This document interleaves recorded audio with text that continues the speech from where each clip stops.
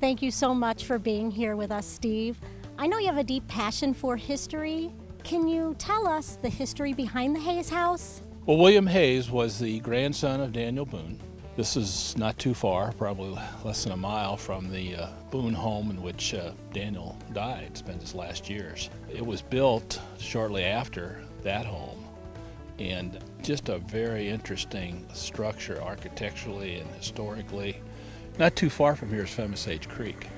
William Hayes had two different mills. He had a horse-drawn grist mill pretty close to the house here, but he also had a mill on the Phemisage Creek. It's interesting, in the 1860 election, in which Abraham Lincoln was the Republican candidate, one of the polling places was Hayes Mill. So all of that is interesting history, and having this house as a place to talk about that and show that history, I think, is going to be a great addition to our park system.